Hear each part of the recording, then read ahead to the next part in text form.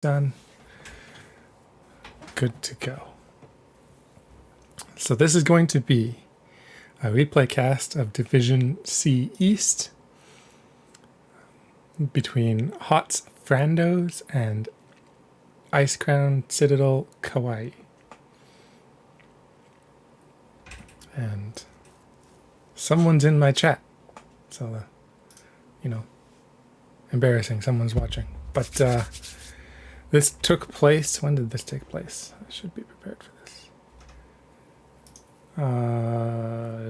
February 2nd, I believe. Round 1, NGS Season 13. First match for both of these teams.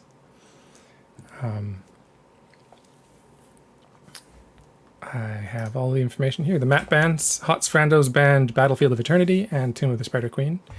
ICC Kawaii banned Sky Temple and Full Sky Foundry. And I don't know who won the coin toss, but ICC Kawaii looks like they picked Infernal Shrines.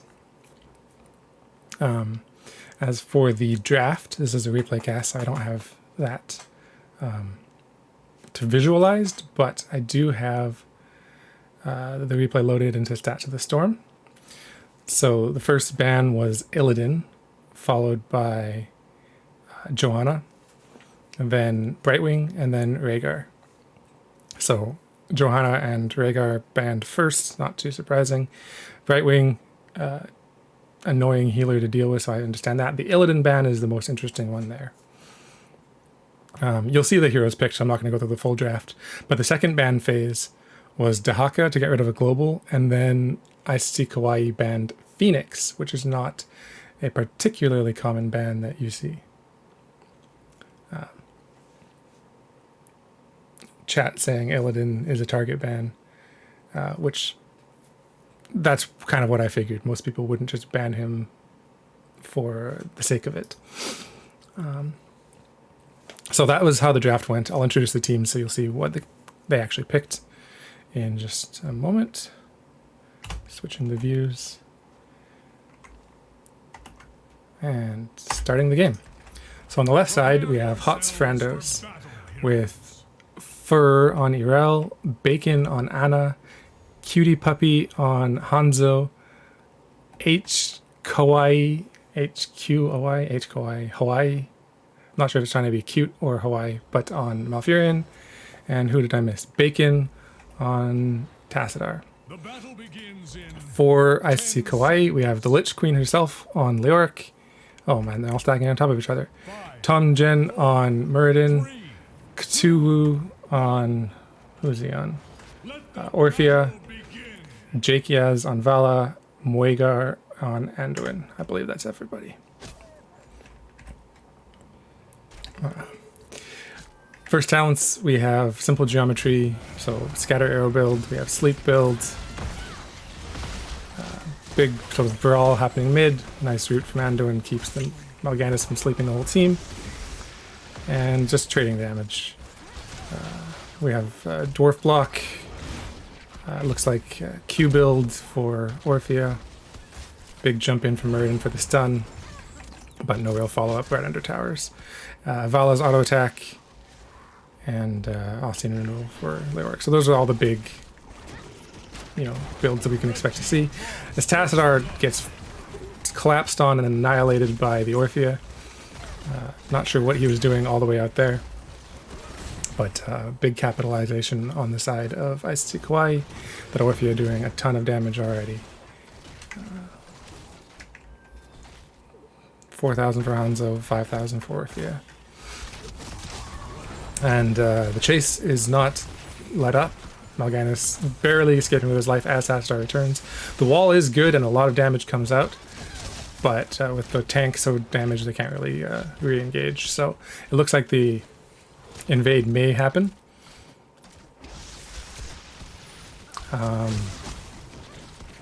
It just depends on how fast this camp is cleared. Mal'Ganis is back. I was going to go look at the offlane, but Leoric is already here, so this is the offlane for the moment.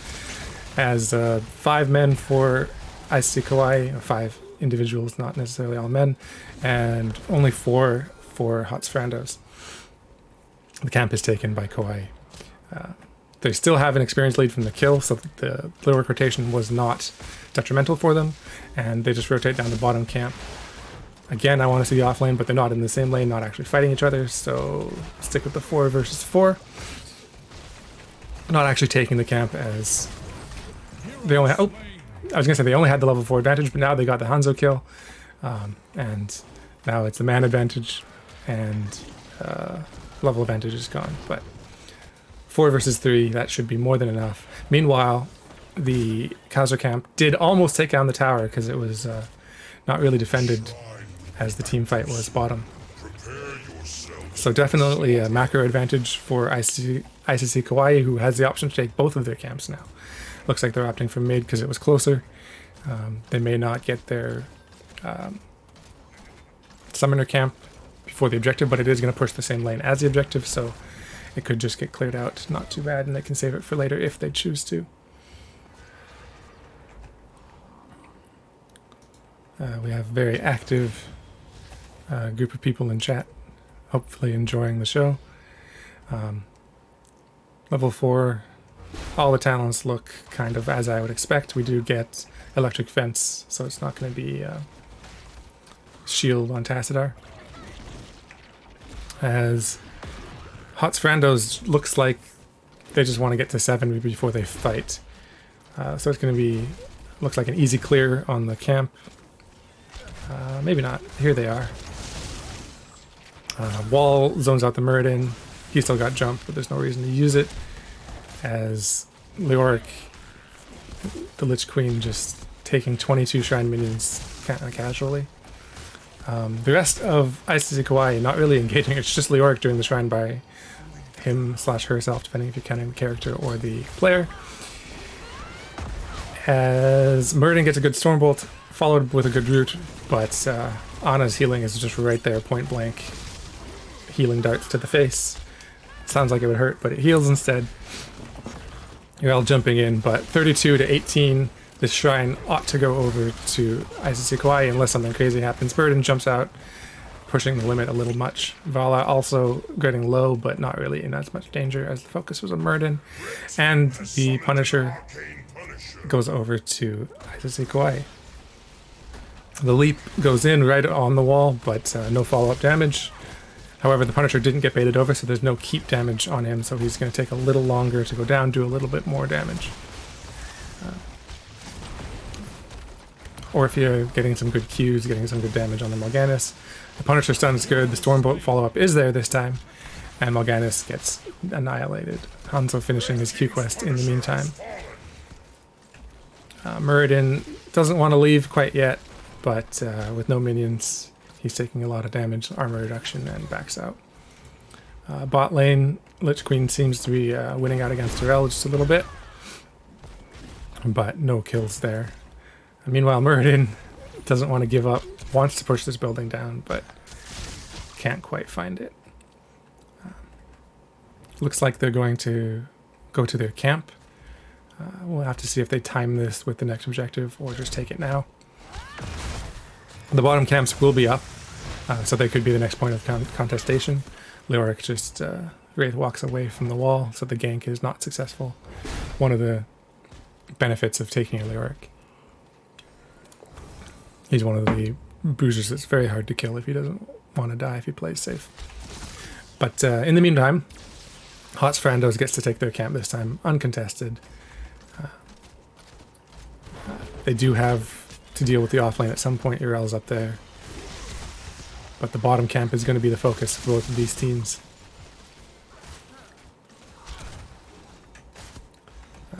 Muradin getting his skill quest complete at level 10. And gets the double, gets the single stun. Could have been a double on the Ana, but he's very deep into towers. And half of his life goes away. Meanwhile, Leoric pushing in this camp. Still winning against the Urel with the spooky arm, but decides to just let it go. Fight's still happening. Bot camp is converted. The wall kind of zones their own Morganis. Light Bomb leap. Big heroics. There's the all the follow-up, and Tassadar doesn't really get a chance to play the game and is deleted. So good use of heroics from ICC Kawaii. Relatively short cooldowns on those. They might be up in time for the next objective if it gets announced right away. Another camp being taken. We do see Entomb, Rain of Vengeance, Light Bomb, Avatar, and Crushing Jaws. So lots of stuns with the Entomb to keep him in place. As you saw, a lot of blow-up potential. It could be AoE blow-up potential in the future in bigger team fights. For the moment, it was just the one kill. And it looks like, yeah, the announcement just happening now. Orpheus ult will be up when the next shrine is ready. The only camp left on the map is HOTS Frandos. So I doubt we're going to see an invade. Their heroics are in. We have Nano Boost, Dragon's Arrow, Ardent Defender, Carrion Swarm, which just got used. He had to stay alive, so that's going to be down. And Black Hole. So good pressure getting out an early heroic. ICC Kawaii is going to have advantage on the shrine, but HOTS Frandos is going to have advantage with the top lane being pushed. We'll have to see if Leoric rotates out for that. For the moment, he's just keeping his team, staying near his team so that they're not disadvantaged. The stun comes in, counter stuns come, all the heroics being popped. There's the Entomb and Mal'Ganis, the first one down. Stormbolt does not connect. So it is 4 versus 5, but the members of ICC Kawaii are low. There's the Ardent Defender for Ural to stay alive and go deeper. Muradin very low. The hammer doesn't quite swing at him. It's 29 minions to 10. Still an advantage for HOTS Frandos, but they are still low. So if the damage does come in, there could be some kills. Muradin jumps in, Ural jumps in. Both very deep, but Ural surrounded by a few more. Almost gets away, but the auto attack stacking of Vala is enough to take her down. Meanwhile, the entire wall basically has gone down in the top lane, so good value from that camp. So the macro was good, but the team fight not quite what HOTS Frandos was hoping for. As the Punisher goes over, Frozen Punisher stops the keep from doing any damage. Just sort of waiting for the next leap to come through, and there it is. 3-man stun, Light Bomb follow-up, all onto Tassadar. They knew who they wanted. And then the Mal'Ganis almost gets to sleep away. The Sleep Dart peel, almost enough, but the Vala damage comes through. The Orphea-Vala combo doing very well. Both of them have a lot of damage. And hello, Prostman Pat. Just because it's before noon doesn't mean it's nap time. I mean, typically I don't wake up till 4 in the afternoon, but sometimes you just gotta get out of bed. So really good value from that Punisher. Bottom fort's gone. Wall took a little bit of damage. The Dragon Arrow does not connect. It sails right through the team. And no value there, but no value really lost. It's a minute cooldown, but it'll be back before anything big happens.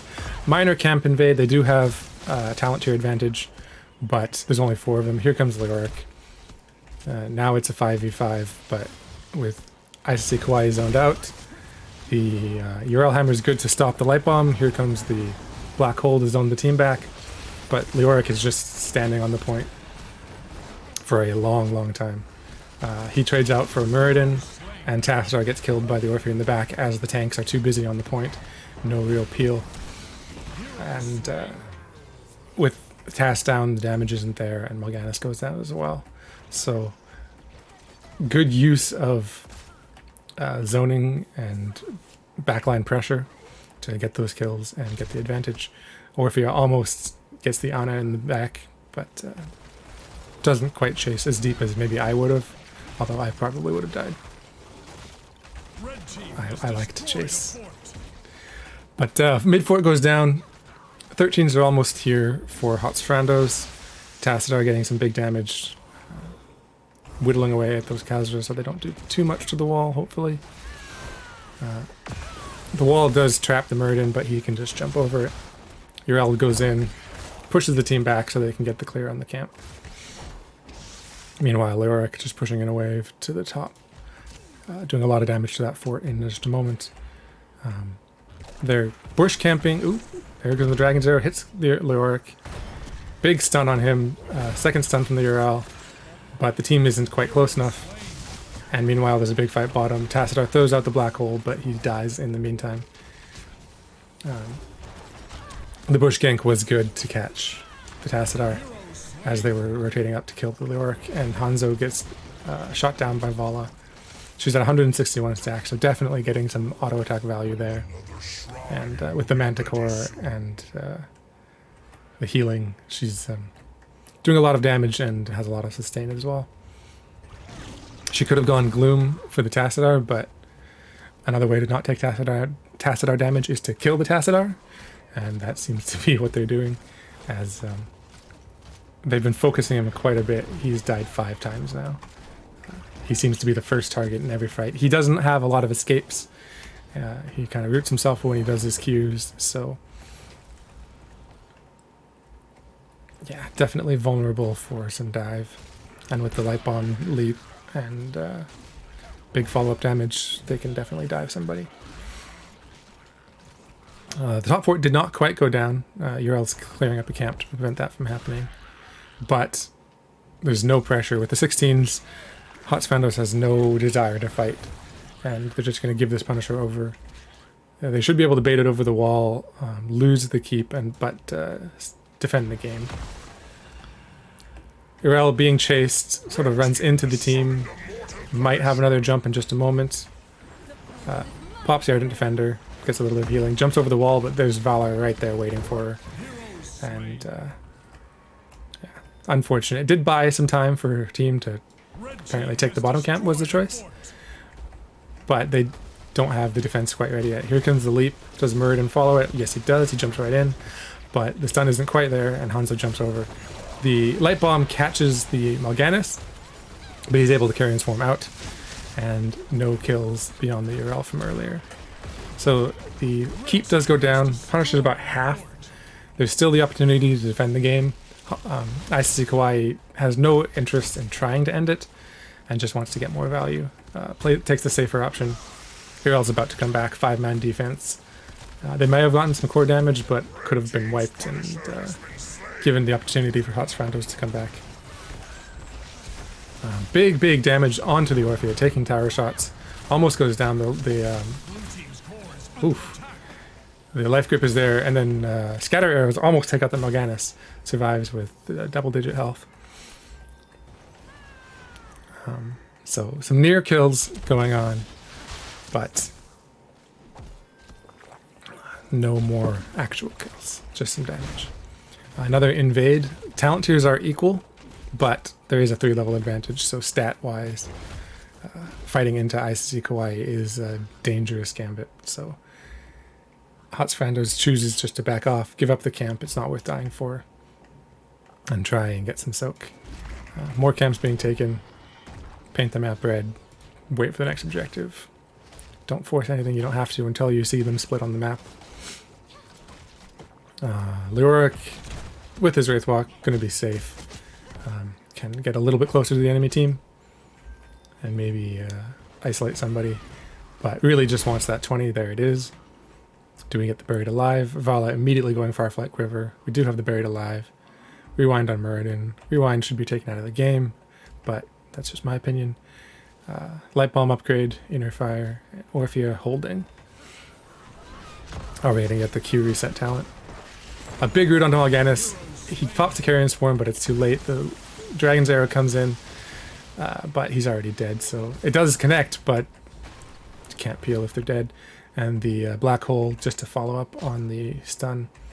But with your tank down, if Mal'Ganis had gotten that ult off and stayed alive and healed with the team, they could have engaged, but without it, it's a bit dangerous. 20 seconds till he comes back. They're just going to lose their top keep, but not the game just yet.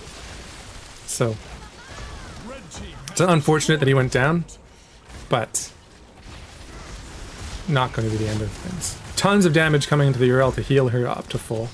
So very kind on the side of ICC Kawaii, but Tassadar gets stuck in the Entomb, and with the silence, he just got no options. And ICC is out for blood now, chasing down the URL with her ult down. Morgana's ult is up. He could use it to get some healing. But 2 have been killed. Orthea kind of looking for more. She went spell power, not Q resets. But the core is going down. 3 catapults on it. Morgana's goes down. And that's going to be a shutout for ICC Hawaii. A shutout in as far as no one on their team died. So I'm gonna look at the stats a bit. They got low a few times, but they didn't play it too risky and were able to get out. Mostly it was like Muradin and Vala getting out and getting low, and they had the leap and the vault to stay alive. So Hanzo did do a lot of damage. Vala did a little bit more.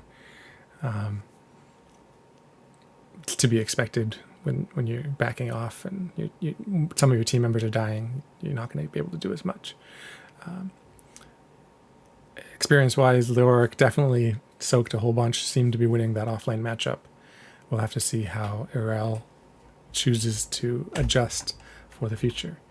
But I am going to start preparing for the next game.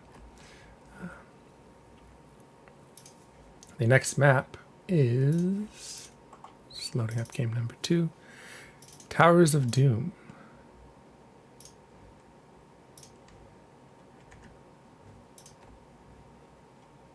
Let me see. Towers of Doom. Just gonna take a minute. I actually close out of the game to reload the next replays. I find that if you load it from the watch menu, it lags more and it doesn't let you rewind as good. I just don't know. So if I just double click the file and just the replay runs smoother. It does mean, however, that it takes another moment because you have to completely exit the game, which sometimes means the downloading 137 megabyte glitch. But on Towers of Doom, it looks like HOTS Frandos chose to get first pick, which would mean that ICC picked the map, if I'm reading this properly.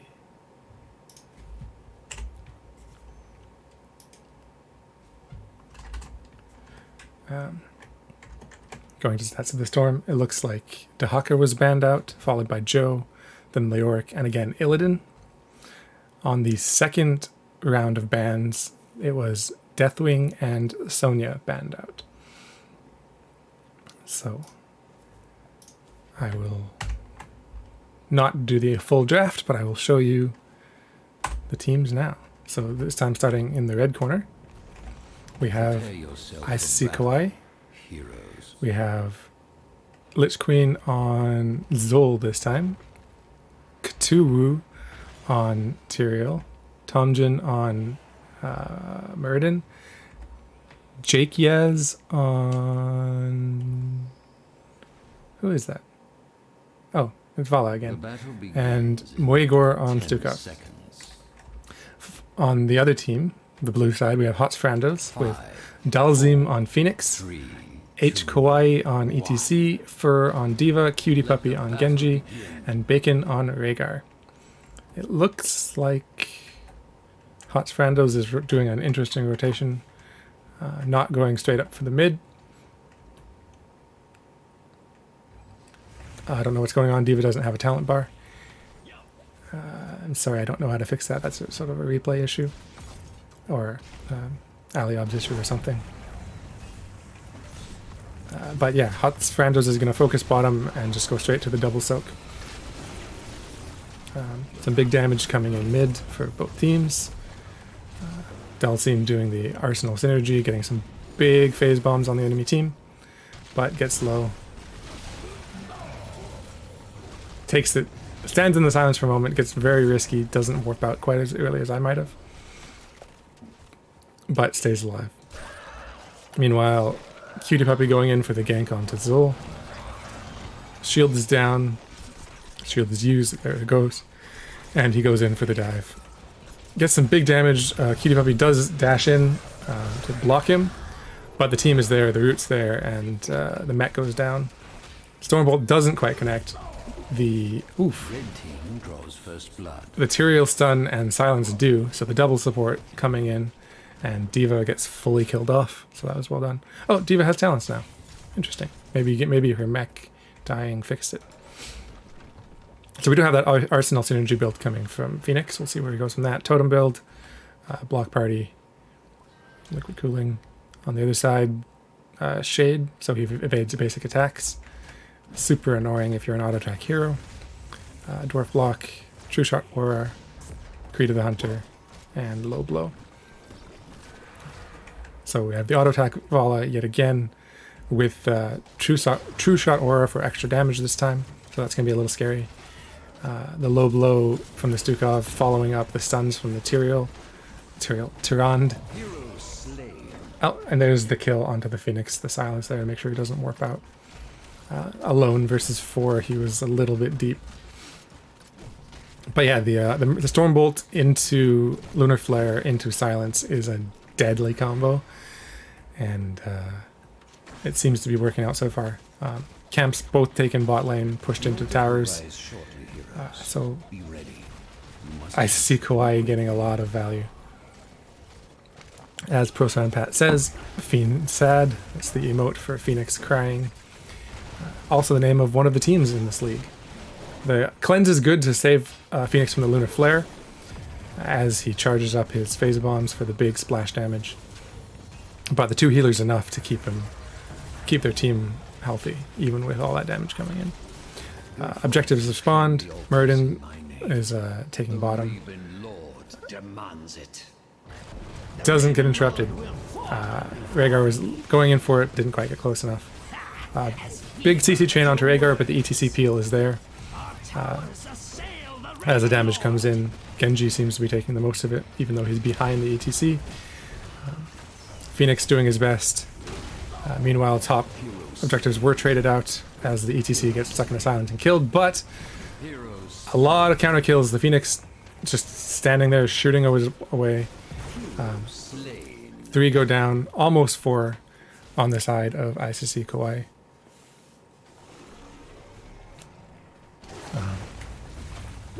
Phoenix going emergency protocol and divert power, so once the team fight starts, he's just going to have 40% more attack damage all the time, making those phase bombs very dangerous, as you saw. Other talent builds, nothing looks too out of the ordinary. We have the extra stun from Muradin. Standard auto attack, standard low blow builds for Vala and Stukov. Phoenix does get the warp out. The owl doesn't quite connect him, so his shields are regenerating. Meanwhile, the fight over top camp is there. The D.Va bomb is there. Pushes Zol slightly off, but we'll see if he can kill D.Va one more time. Prepare yourselves, heroes. Unfortunately, HOTS Frandos are rotating up, and Zol wisely backs off. Genji, however, gets the reset and gets the kill. Didn't back off quite soon enough. It looked like he might have been able to take that fight 1v1, but not 3 or 4 3v1. So unfortunate that he went down. The rotation was slightly there better for HOTS Frandos. Objective has spawned, being channeled by Rhaegar. Meanwhile, there's a camp to clear and a fight. So D.Va and ETC doing good to zone out with Azul dead. HOTS Frandos does get the channel and evens up the core health 32 to 32. Phoenix warps back, and these teams reset. Both walls are down, but the keeps themselves seem to be healthy with this camp. It looks like HOTS Frandos is actually going to pull ahead in this game, so definitely a good comeback so far and keeping it exciting. The first game was a little bit one-sided, so it's nice to see that they're coming back. The stun onto Muradin is there, but stun from Muradin onto ETC, but he's a little deep, no follow-up. As 10s come in first for HOTS Frandos, but there's no real fight, so no real advantage. 10s will be here soon for ICC Kawaii. We have X-Strike, Purification Salvo, which is the boring talent, everyone loves Planet Cracker. Ancestral Healing, Mosh Pit, and Micro Missiles. So the Mosh into the Purification Salvo, definitely a lot of damage. The Mosh into Planet Cracker, also a lot of damage, so missed opportunity there if they get a good Mosh. The Root does not connect onto the Diva anywhere near the enemy team. Here comes a big fight. Here comes a big 4-man Mosh, but the Stukov pushes him off. So very good peels from Stukov. That could have been a team wipe, but the counter engage, Avatar comes out, and ETC goes down. Vala still stacking. Phoenix a little bit far ahead from his team. Diva does not get the bomb, and the silence kills her off. Zul Root does get cancelled by the warp as Phoenix takes an owl to the face. But the front line of HOTS Frandos does go down. That engage easily could have gone the other way. That mosh pit looked really good. But it didn't quite connect with the Stukov. And right before the objective, 2 kills, no front line. Both of these altars going over to ICC Kawaii. I didn't get there, but Poison Nova, Avatar, Starfall, Rain of Vengeance, and Flailing Swipe. Flailing Swipe, definitely the MVP of that fight. Looks like thinking of an invade for HOTS Frandos, but doesn't commit. And ICC Kawaii gets their camp. Big Muradin stun on 2. The cleanse is there, but the silence is persistent. Muradin jumps deeper, but Genji manages to stay just out of range and stay safe. Second, Stormbolt does not connect, and Phoenix and Genji together get the kill. How far does this fight go? It looks like they're going to just stop and clear this camp. They might push into the keep. Bottom keep, very important. They do have a minion wave, but it's very quickly disappearing. Phoenix putting some damage onto Vala, but just poke. Doesn't want to get too close, doesn't want to take keep damage. And HOTS Frandos back off. Meanwhile, Zul taking a camp on his own up top. Doesn't look like it's going to be contested anytime soon with Diva down here. And so that's going to be some top lane pressure. Unfortunately, these sappers do just explode on the building and won't stand there persistently damaging it. But Diva's going to go up and defend it. As the objective is top, both teams are fighting bottom. Phoenix doing a lot of damage. Flailing Swipe holds the team at bay. But Zul in place to cap. Diva is still defending. There is time for both teams to fight over the top left altar. Phoenix's divert power expiring, getting rid of his shields, but they've regenerated and he's back in. Pops his ult. Not a lot of damage coming through. His team's not really keen on fighting, it looks like. As Zul is solo fighting against Diva. Here we go again with the 1v1. There's the bomb again. Zul taking a ton of damage. And with the health reset. And there's the Genji, not respecting the 1v1. I thought Diva would get it on her own anyway, but Zul does go down. Big slide from ETC. He does have Mosh Pit, but doesn't use it with the Stukov right there. The Flaming Swipe wasn't available, but ETC can't see that. So maybe he just didn't want to get interrupted again. ETC did not go Encore, so does not have cooldown reduction on that. Not relying on the Mosh Pit to win these fights. Well, all the fights. Maybe just looking for the one big one. Other notable talents. Phoenix got faster shields. Same talent for Vala. Big It Hungers value going to come through on the silent resets. As the camp invade comes through. ICC Kawaii is right here. It is 4v4, so HOTS Frandos doesn't push too hard, doesn't stick around. Here comes the Zul, so it's a 5v4. Diva's nearby, but not there. As the big silence comes through, and Genji normally would be able to deflect or jump out. Couldn't do either. Phoenix does get chased down by the speedy Vala. Warp not quite enough. Another big silence keeps the team back, and that is 2 kills going over to ICC Kawaii. This game very back and forth. No structures actually converted yet. Only 2 altar advantage so far. kills 6 to 7, experience pretty close. Those last 2 kills obviously giving ICC Kawaii temporary advantage, but very, very close. And as we all know, this map is the comeback map, so looks like ICC Kawaii is taking a camp and prioritizing bottom. Meanwhile, HOTS Frandos thinks they're going to get both top camps. Big dive onto the Zul. 4-man. Zul doesn't really have an escape from that, as it is 2 for 1 in terms of altars, so that is a win for HOTS Frandos, but they are losing bottom in return. And sometimes giving up an altar in exchange for structure, if you can hold that structure, is a good trade, because you get all that pressure from the sappers, you get control over the bottom 2 objectives. But HOTS Frandos is just sending Diva to defend and takes boss.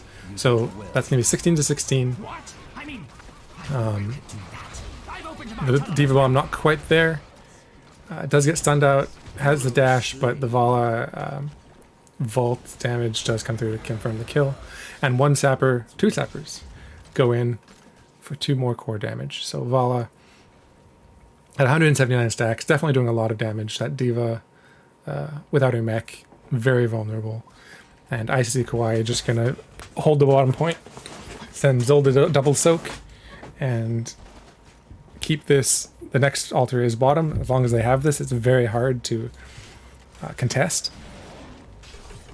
ETC goes in for a mosh. Oops, push wrong button, sorry. The Vala is killed. ETC almost killed, but the ancestral healing comes through, and even though the mosh I think was interrupted, the damage was dealt, and Vala goes down. So that's most of the damage on the side of ICC Kawaii taken out of here. And with Diva coming in for the flank, they're probably not going to convert this before the altar spawns, but 5 versus 3 with the Zul pushing top, they could choose to engage onto the heroes. They're just going to leave a Diva fight alone versus 3. She has the bomb, she uses it. If there's a Muradin stun, she could go down, but there isn't, and there's no follow-up. Muradin into Tyrande into Stukov was enough damage to kill her, but they just back off as HOTS Frandos, all 5 were coming in. They did convert bottom. They lost top, so they're only getting 3 shots, but that does put them ahead, and gives them the opportunity to come back into this game.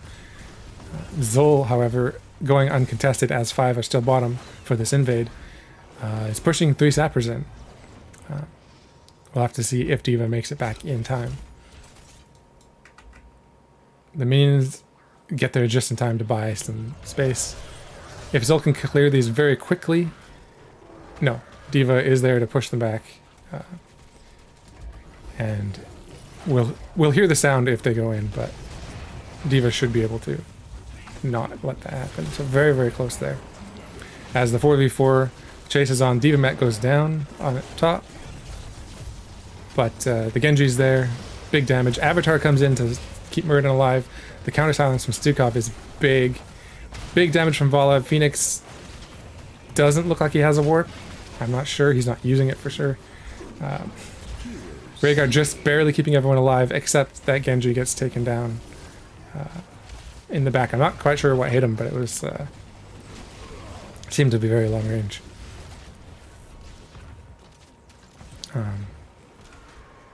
So yeah, just the 1 Genji kill. A lot of low health bars, a lot of opportunities for kills, but only the 1. ETC does go in fairly deep, get some damage, discourages the other team from stealing HOTS Frandos' siege camp for a little bit, but they're going back in. Meanwhile, Diva's trying to convert top, but Zul a little bit faster on the double soak, and minion priority does looks like he's going to convert mid. HOTS Frandos does lose out on this bottom camp, as 5 members are all in the same place, and the altar spawns. So the channel comes through. Mid doesn't quite convert, but there's no contest on this channel, and 5 more shots go into HOTS Frandos' core. So the Zul value, even though he did get ganked a few times earlier, is definitely coming through in this double soak. Diva not quite able to keep up, or not choosing to at any rate. The defense, 5-man defense, comes in for this bottom bell tower. It is an important one, but your mid is low and your top is on the other team, so it might be a good idea to prioritize those lanes slightly too. Just waiting for the camp to spawn, a lot of downtime. This is going to buy time for the top bell tower to be reconverted. Phoenix out a little far all by himself. Muradin's stun is there. The silence is there long enough that the root connects. Phoenix can normally warp out of that, but not while he's silenced. And the CC chain is enough to take him down. A little far forward for being alone this late in the game. He did go Singularity Charge, so he did not have the Unconquered Spirit. It wouldn't have mattered with that CC, he would have died anyway. But 20 is here for both teams now. Ancestral Upgrade, Bolt of the Storm, top off, Farflight Quiver again, Shooting Star for extra stuns, Rewind, and Mortal Wound. So Zol, when he's here for the team fight, can definitely mess up that Rhaegar. The Ancestral Healing not going to get a lot of value, being reduced by 75%. But the Ancestral Healing is going to go off again, and is going to be AoE, so it's not like it's going to do nothing. Phoenix is not here for 10 more seconds. The chase is onto Vala, but the game-ending altars are up top, and they're both being channeled. The team is zoning back, Muradin doing the best he can, buys enough time, and both channels go through, and that is going to be GG. They did get the Vala kill at the end there, but they sacrificed the game to do it.